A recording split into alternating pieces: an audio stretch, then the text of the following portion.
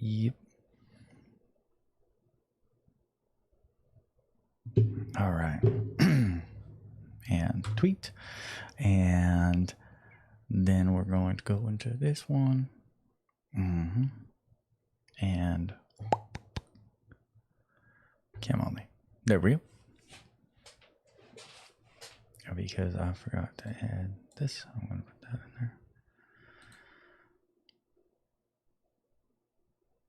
I think that's pretty self-explanatory. Hey. All right. Shall we get started?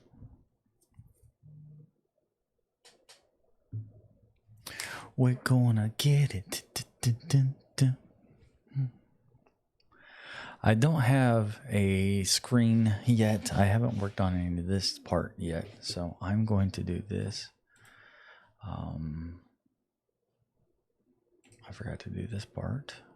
Save project demo. F1.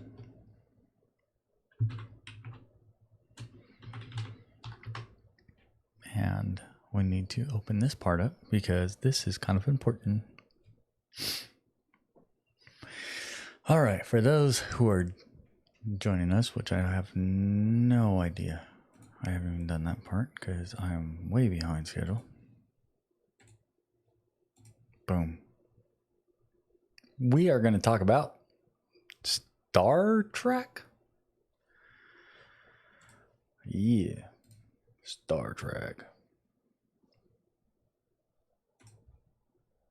Don't know why you keep opening that one. All right.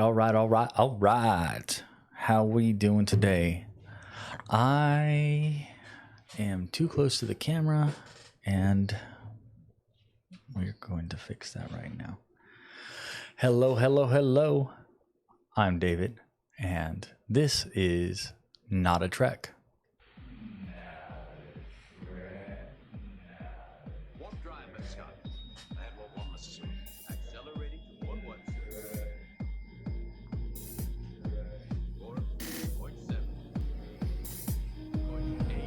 Captain's log, stardate 45944.5494.46041.46071.317.3.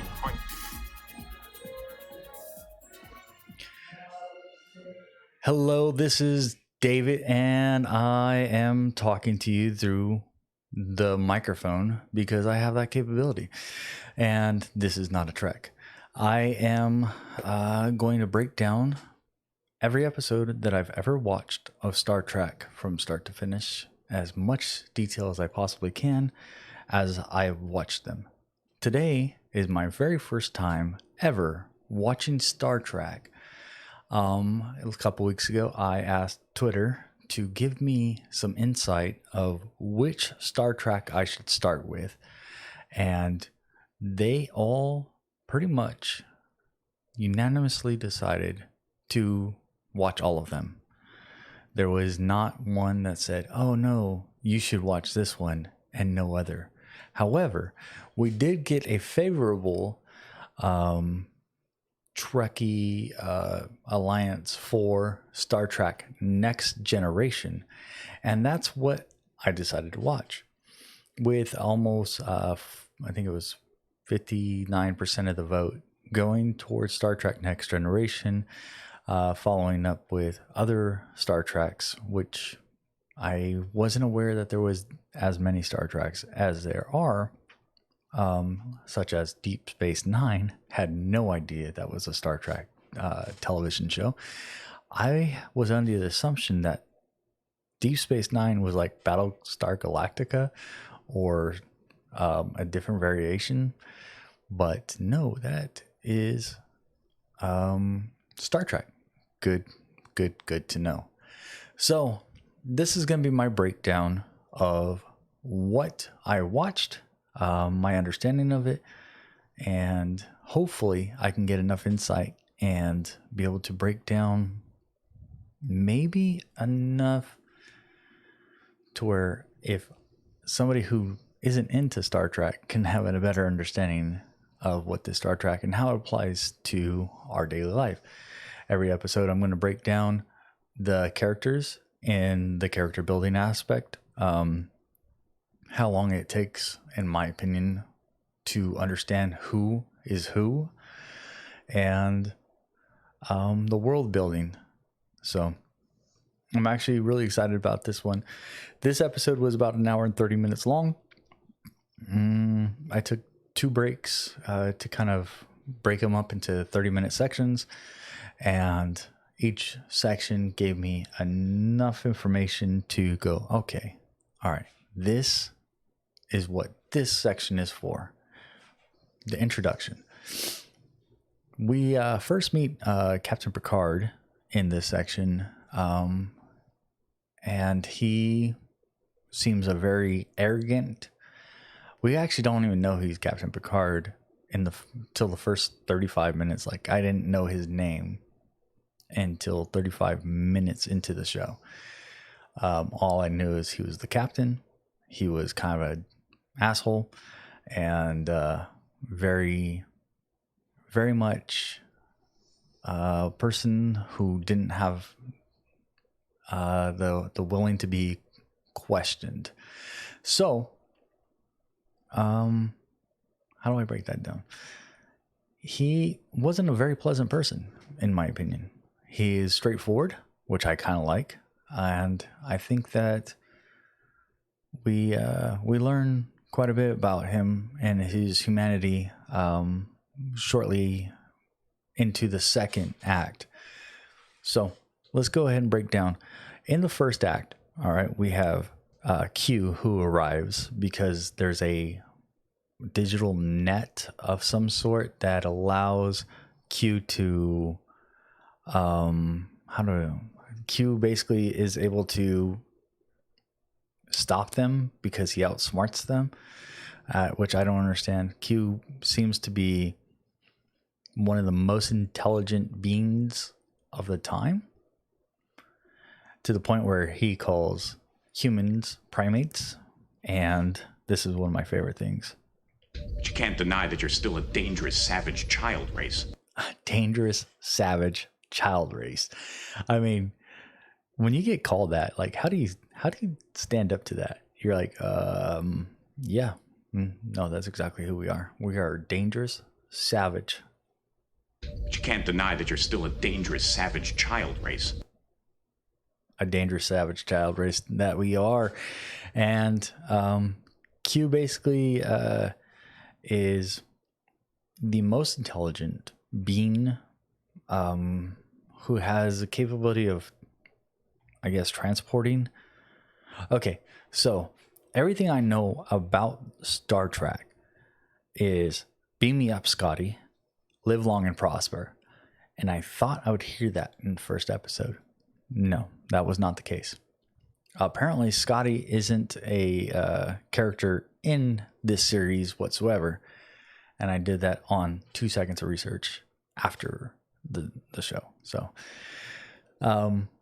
beam me up is the way they use energy to transport people from one place to another place, which I'm still kind of confused about, because it allows them to transport from Earth or a planet back to the ship, and it allows them to transport from a part of the ship to another part of the ship, but yet everybody still walks, and everybody pretty much like doesn't use the transport unless they're going, I don't know. I really don't understand. It's like you can beam people next to each other, and then there's an old guy who doesn't like being beamed at all. That's what I got about it.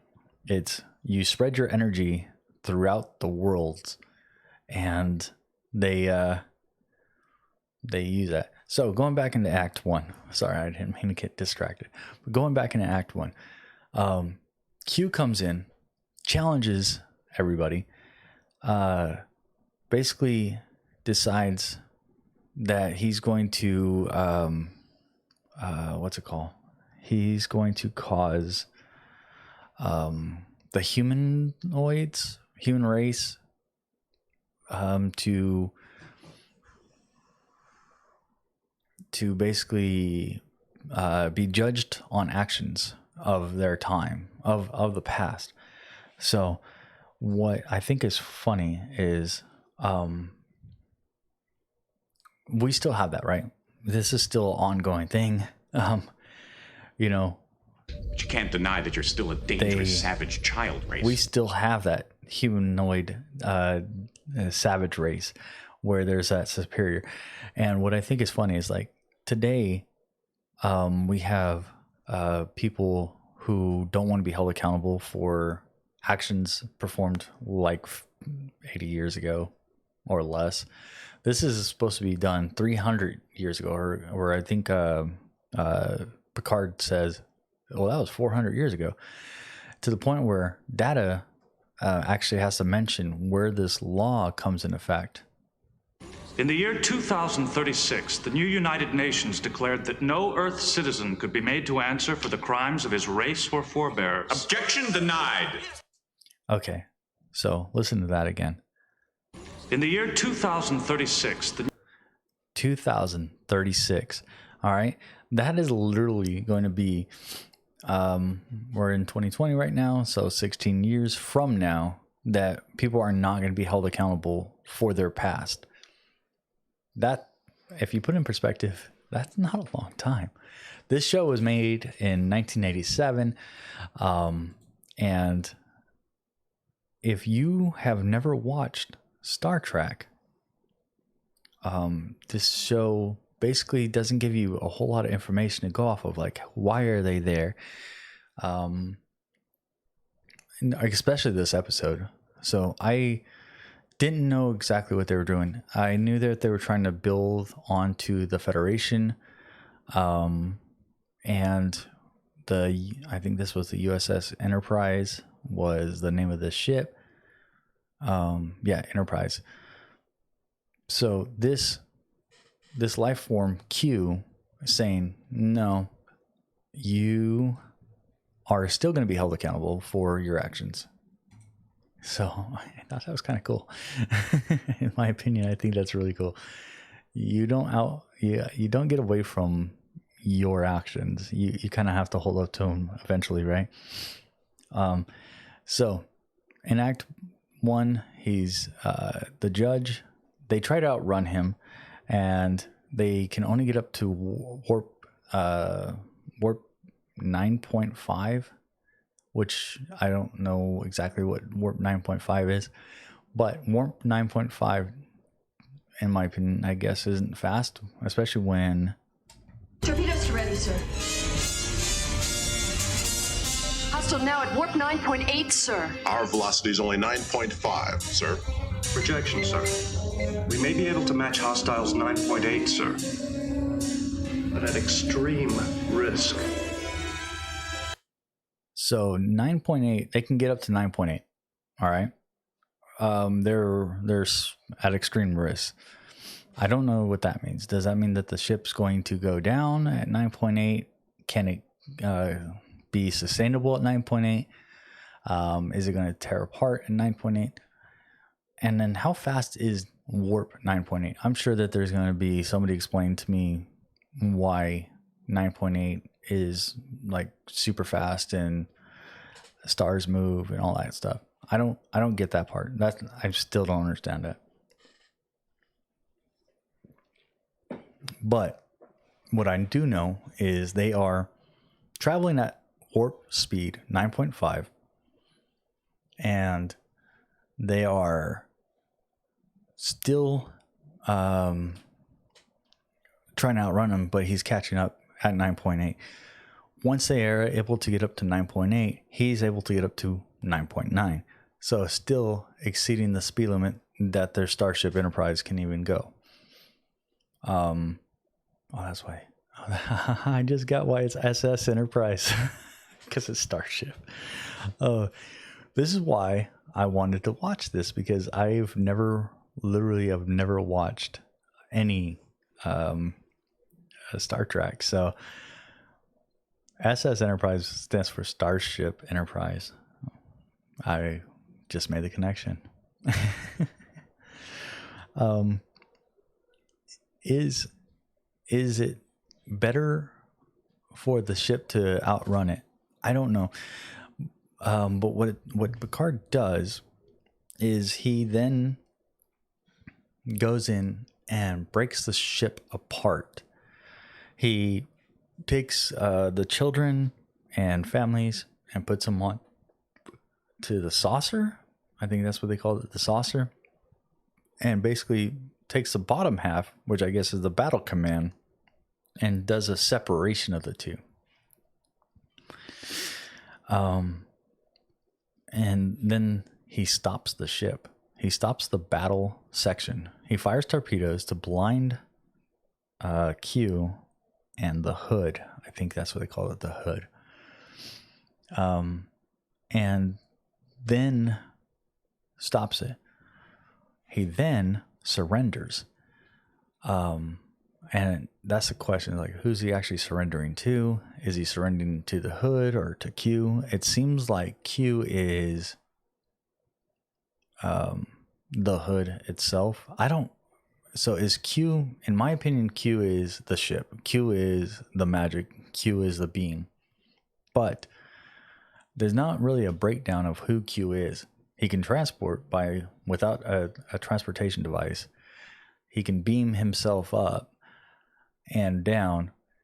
He teleports basically without any idea of like some type of mechanism. So he must be superior in all ways. But this is the part that I don't get. This happened before Act 2 even started. Commander, signal the following in all languages and on all frequencies. We surrender. State that we are not asking for any terms or conditions. A full surrender from the captain. He dismembers his ship, which I don't know how that works. He dismembers his ship. He has the battle station, the families and stuff like that are gone. So he's surrendering all of his military advantage because he can't outrun this thing. He can't fight it, apparently. And it just, I don't know. It doesn't make sense to me. Like, why would you go through the process of surrendering literally 20 minutes into the show? That's outstanding. Good job there, Captain.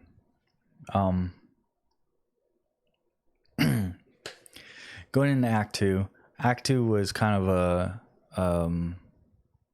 one of those where they finally, Q allows them to prove themselves. They're able to prove themselves to the point where they can say that they are not. But you can't deny that you're still a dangerous, savage child race. But are they? It says that, well, I can't even find. So Q decides, okay, I'm going to let you prove yourself and test yourself so that way you can show that you're worthy of living, I guess. I forgot to mention that Q was a judge and they had like these robotic suits on, and yeah, it's they shoot regular bullets, which I didn't think that was a thing. I thought they shot phasers. News to me, I guess. I didn't think they were gonna shoot bullets. You learn something every day.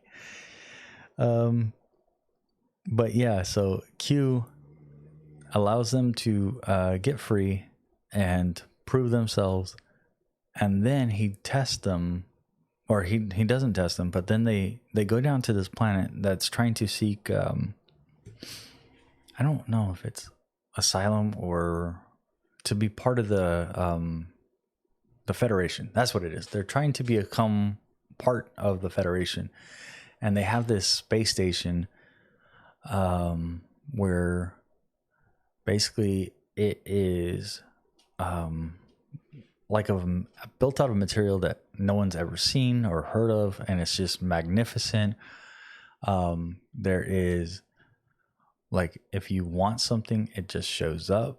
it's just magic. Like a guy really wanted apples. Commander Ryder, which is kind of funny because I play Stargate and there's a Ryder who is a commander. So I don't know if that those two connect somehow. But anyway, Commander Ryder sees a bowl of fruit and he's like, "Oh, no, I don't want that. I would rather have apples." And then suddenly a bowl of apples appear. And he's like, "Oh, I must miss those. Yeah, I'll eat these apples." And then another, I don't know, a doctor or a blue shirt. I don't know. I saw a person with a blue shirt. Oh, can we step back? There are psychics in this where they have powers of feeling or they have, I don't know. They have powers where they can hear or feel like the spirits. I don't quite understand it. Betazoids. So, but a counselor, I don't know, Marina. The counselor Marina is a like Betazoid. So, whatever that means. A Betazoid, I guess, has the capability of, you know what? Let's do this. Betazoid.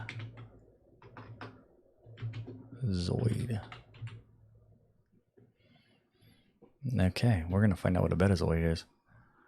Memory Alpha Fandom. They're telepathic humanoid civilization, and they originate from the Federation planet Betazoid. So, a Betazoid has the capability of telepathically reading information. Good to know. That's what it is. So, this Betazoid is able to feel things and read minds, I guess, but can, in my opinion, can only explain that it's pain. Oh, so much pain. So much pain. Oh, so much pain. So much anger. This is what I have to say about that. Make it stop. Make it stop, please. Please make it stop. The Federation has these telekinesis or telepathic. They're not even really telepathic, I guess. Are they telepathic? Telepathic. Okay, so they are telepathic. These Federation brought these telepathic counselors on to help communicate, I would assume. It kind of reminds me of Starship Troopers, where the telepathics are talking to the bugs. In this case, the telepathic is talking to the world, which doesn't make sense to me at all. I'm still learning.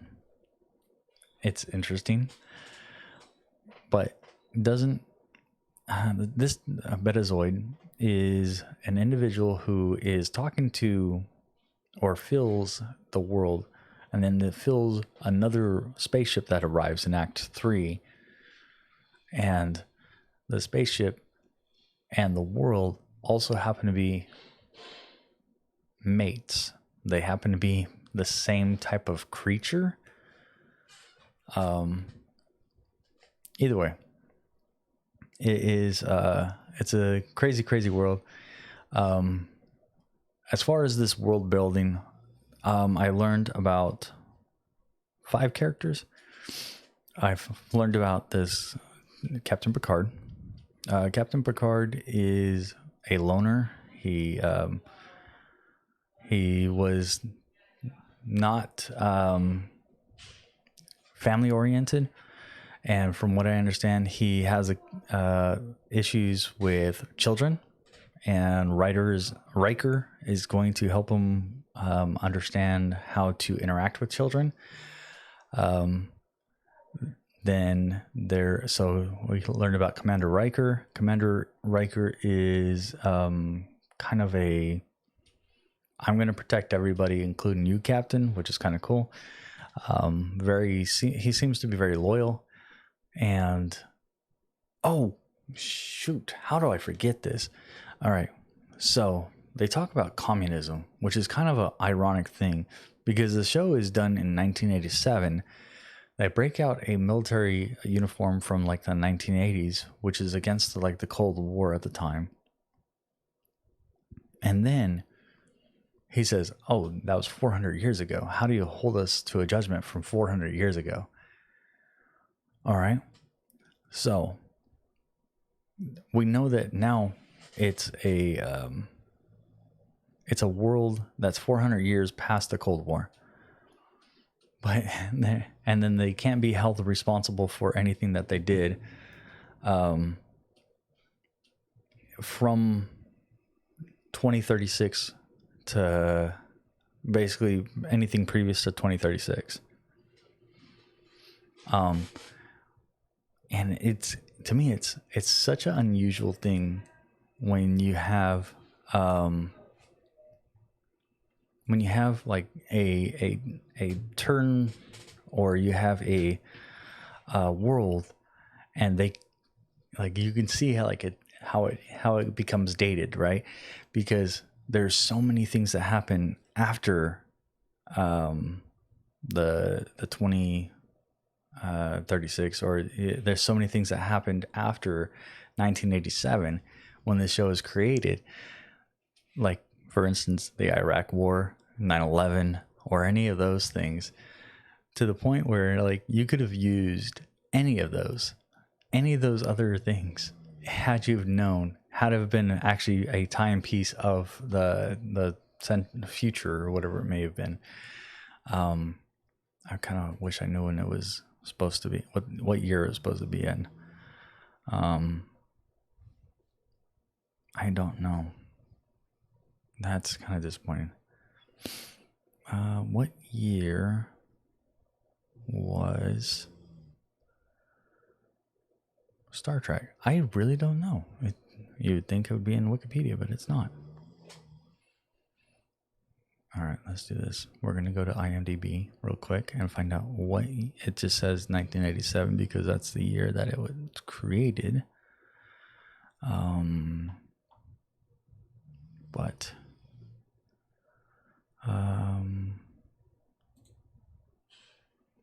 Yeah, I'm not finding it. What year? I will find that out next episode for sure, because I think it's kind of interesting that you have this this world building where, you know, you're 400 years into the future, so it had to have been 1980 plus 400, right? So 2380 maybe, or 2280.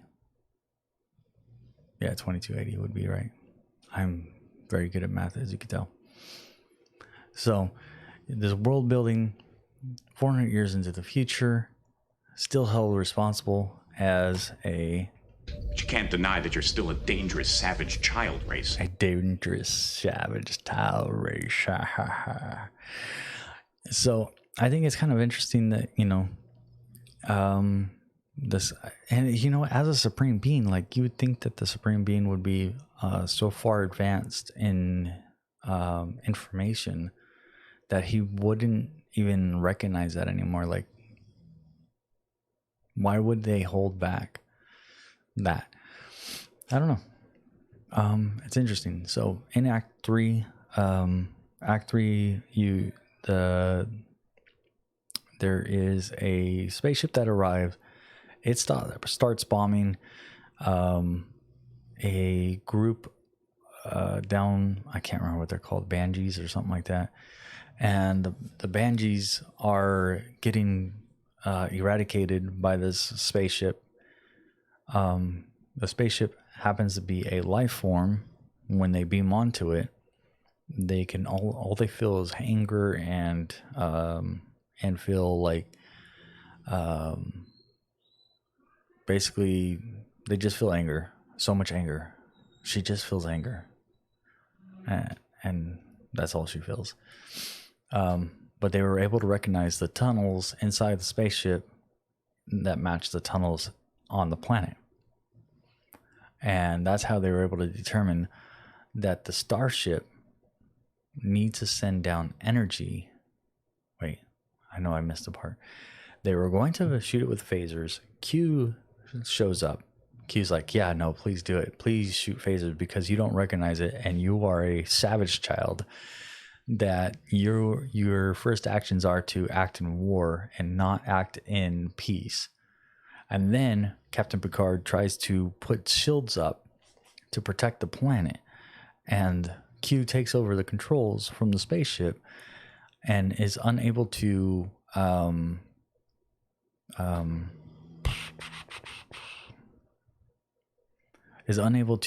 protect the planet with the USS Enterprise. So because he's unable to protect the planet, he is unable to show that their protectionism and blah, blah, blah. Then they try to send down a group of medical, and medical is unable to go down for some reason. I don't remember what Q did on that. Either way, Q sabotaged it. And then when Picard pointed it out, he's like, well, I can't do anything if you take away the controls. You're judging me on something I'm unable to complete. And Q's like, yeah, you're right. So him and Commander Riker try to figure something out. And when Picard and Riker come together, Riker asks him, well, what can we do? And this is what Picard says. We do exactly what we'd do if this Q never existed. That's right. We're going to be damned. Let's be damned for what we really are. Damned for what we really are. What are we? But you can't deny that you're still a dangerous, savage child race. Dangerous, savage child race. So, Picard is a dangerous, savage child race, and he's going to be damned. He's going to be damned the way he wants to be damned, and not the way they want him to be damned. Blah, blah, blah, blah, blah. Damned if we do, damned if we don't. Now, the question, right, is there's a thing about racism. So this is so far into the future that you'd think that racism wouldn't be an issue still, but it's clearly an issue. And this is what I thought was kind of funny, because I like the Orville. Orville is a TV series, in my opinion, that kind of matches this, but maybe not the same. When the captain suggested you, I looked up your record. Yes, sir. A wise procedure, sir, always. Then your rank of lieutenant commander is honorary. No, sir. Starfleet class of 78, honors in probability mechanics and exobiology. But your file says that you're a Machine, correct, sir. Does that trouble you? To be honest, yes, a little. Understood, sir. Prejudice is very human. Now that does Prejudice trouble me. Do you is very consider yourself human. superior to us? I am superior, sir, in many ways. But I would gladly give it up to be human. Nice to meet you, Pinocchio.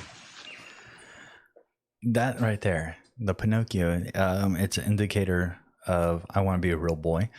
And I didn't expect to see that. I didn't expect to see that type of thing. I figured that this culture and the Federation, where they don't judge people, according to the first episode, is still judging people. We have a officer who's calling another officer Pinocchio, which means I want to be a real boy. So I don't know. It's a very first episode. I hope to break down more episodes, and we can go from there. If you want to see more, you guys can. I'm going to do these little episodes live on Twitch, and you guys are able to enjoy them live with me. if you guys have comments, you guys can more than welcome. I more than welcome any comments or anything, maybe some insights. And you can join my Twitter. You can do it right there on Twitter at twitter.com/roosterbat. And you can email me at nottatrek, NOTTATREK @gmail.com. Anyway, we thank you. Hopefully we can figure this out in the future. It'd be kind of cool. Let's see how I do this. Okay. Bye.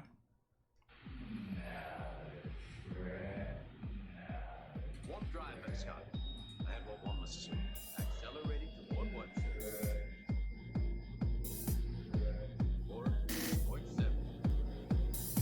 4.8. Captain's log. Stardate 459.449.4.46041.46071.317.3.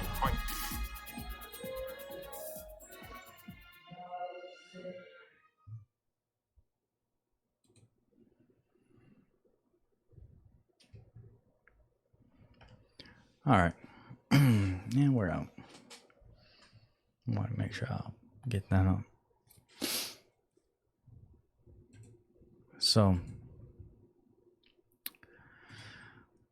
I want to figure out when. Jesus. I want to figure out when. Okay. Star. Okay. Year.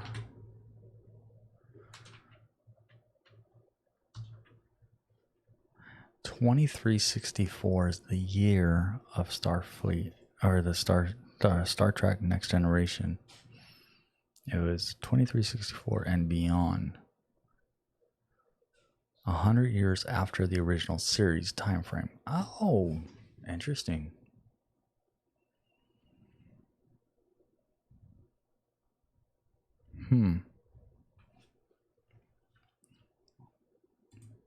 All right.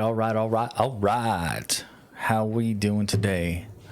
I am too close to the camera, and we're going to fix that right now. Hello. I'm David, and this is Not a Trek.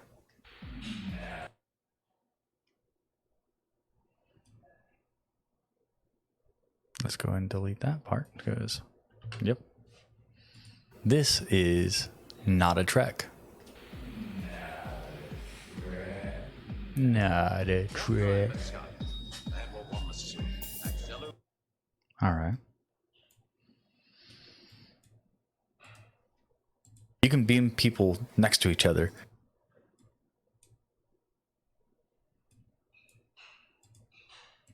Is unable to protect the planet.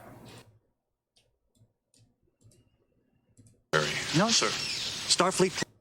Oh man, you know what I forgot to do? I need to do this right here.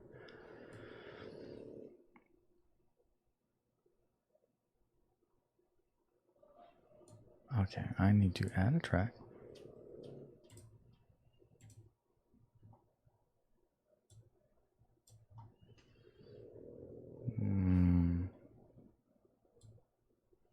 What just happened? Oh, Control Z. What the fuck? Interesting. Okay, I'm gonna mute this one. All right. So, what I will plan on doing every episode is breaking down what my Vulcan high fives are for. So I plan on breaking it down on world building, and understanding of the episode, and character building. So there's 3 categories. Each category will be basically explaining who the character is, the guest character or the main characters. The world building, am I going to understand the world? Like, why is it important to understand this part of the world? And Yeah, I'm actually going to just do 2. Let me do that again.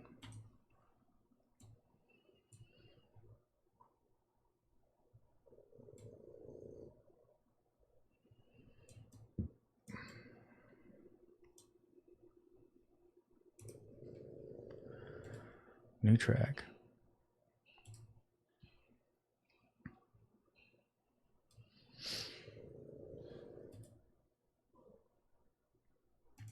Okay, so every episode I'm going to break down my Vulcan high fives. I don't know what they're called. What they're Vulcan? They're Vulcan handshakes. Vulcan. What are these? What is this in the Vulcan world? It's the. Oh, you know what? We need to figure this out. Vulcan hand sign. It's a Vulcan hand salute. That's what it is. Okay, let's do this again.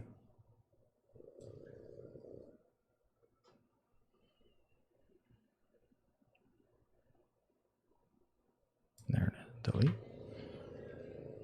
And record. Every episode I'm going to break down how many Vulcan hand salutes. So you got a top of 2, right? Because everybody has 2 hands, I think. I don't like that either.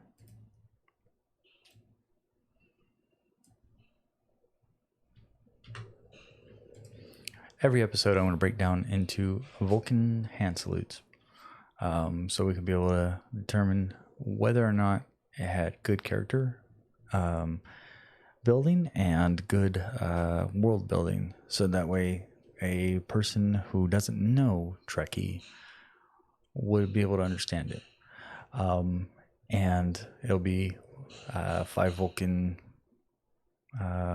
salutes per. So a total of 10 in total.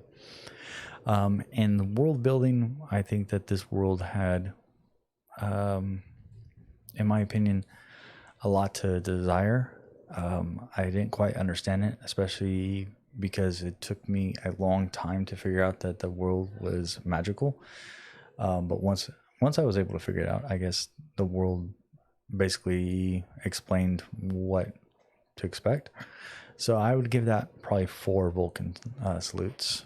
And then as far as character building, it took me 35 minutes to figure out who the captain was. I knew the captain was clearly in charge, but I had no idea his name.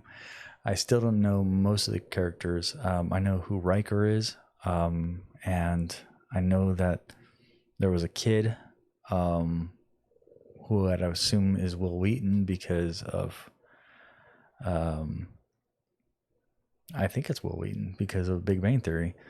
So it has nothing to do with I don't know the kid's name other than that his father was a commander or something of that nature and passed away.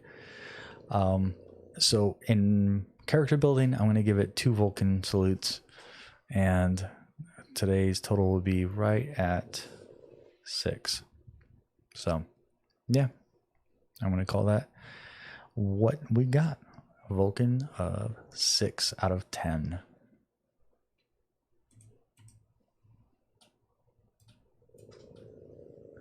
Hey, stop. Jeez.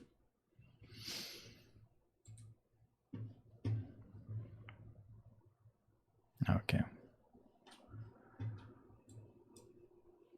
Okay, I need to see both of these at the same time. I need...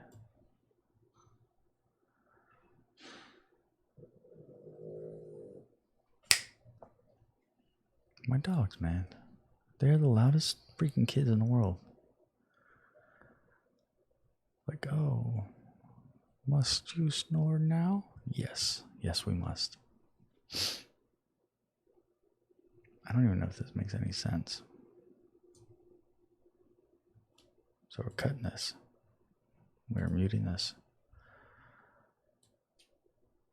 Right before the play of the audio. We're pasting it. So let's see if this does it. Every episode I want to break down into Vulcan hand salutes.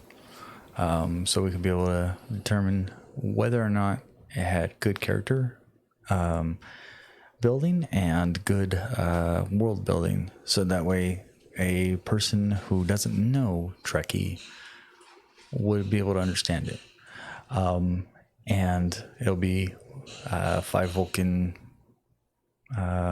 salutes per, so a total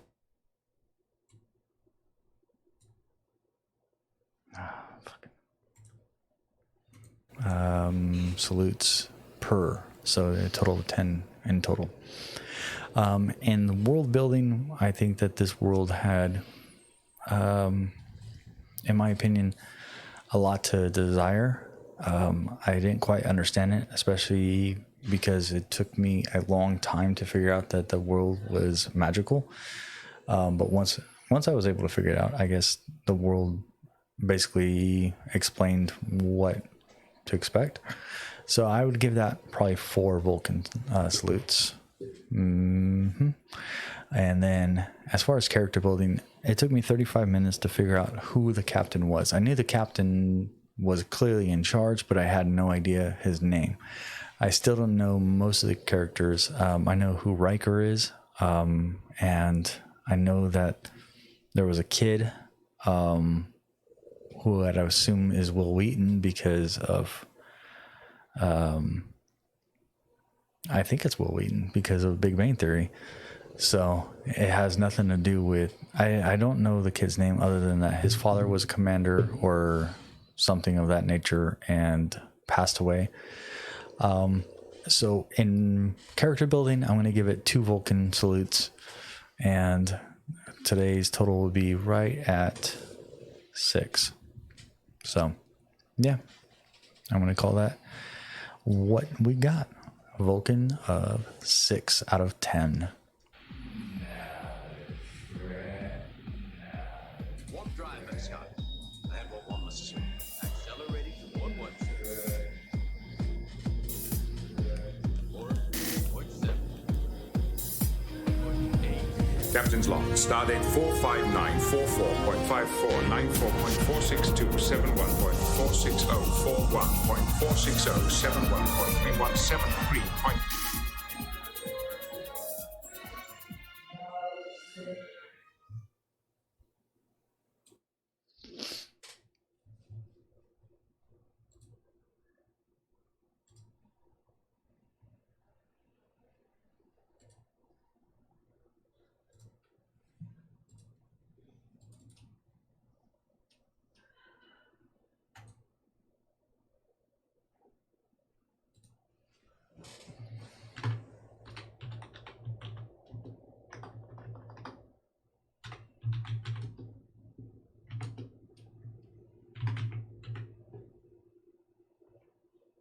But you can't deny that you're still a dangerous, savage child race. But you can't deny that you're still a dangerous, savage child race.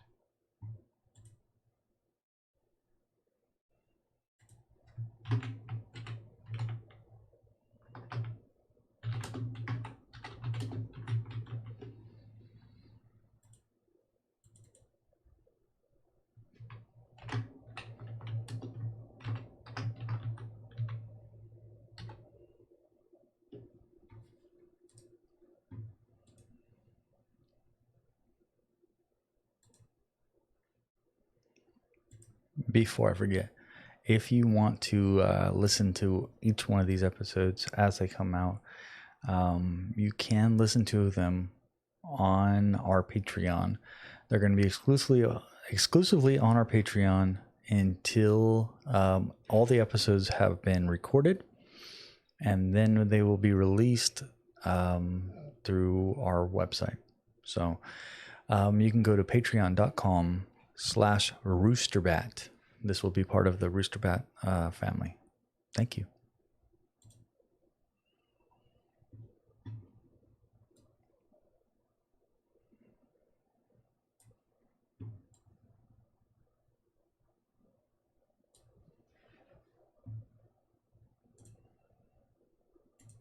before I forget, if you want to listen to each one of these episodes as they come out, you can listen to them on our Patreon. They're going to be exclusively on our Patreon until all the episodes have been recorded, and then they will be released through our website. So you can go to patreon.com/roosterbat. This will be part of the Roosterbat family. Thank you.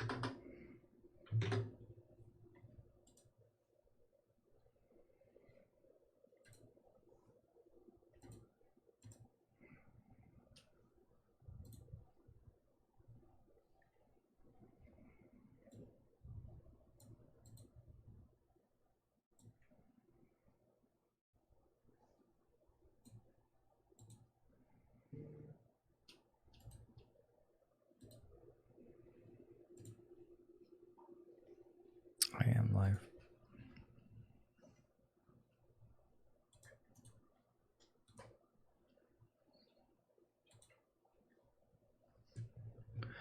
Okie dokie dokie dokie dokie dokie do. Live.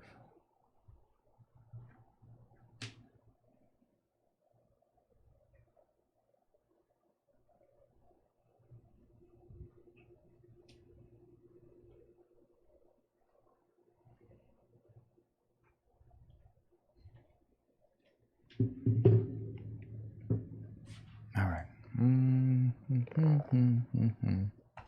When the captain suggested you, I looked up your record. Yes, sir. A wise procedure, sir, always. Then your rank of lieutenant commander is honorary. No, sir. Starfleet class of 78, honors in probability mechanics and exobiology. Your file says that you're a Machine, correct, sir. Does that trouble you? To be honest, yes, a little. Understood, sir. Prejudice is very human. Now, that does trouble me. Do you consider yourself superior to us? I am superior, sir, in many ways. But I would gladly give it up to be human. Nice to meet you, Pinocchio. But you can't deny that you're still a dangerous, savage child race. Torpedoes ready, sir. Hostile now at warp 9.8, sir. Our velocity is only 9.5, sir. Projection, sir. We may be able to match hostiles 9.8, sir. But at extreme risk. Extreme risk. We do exactly what we'd do if this queue never existed. If we're going to be damned, let's be damned for what we really are. Oh, that's so good. If we're going to be damned, let's be damned for who we are. Make him stop the plane! Please, make him stop the plane!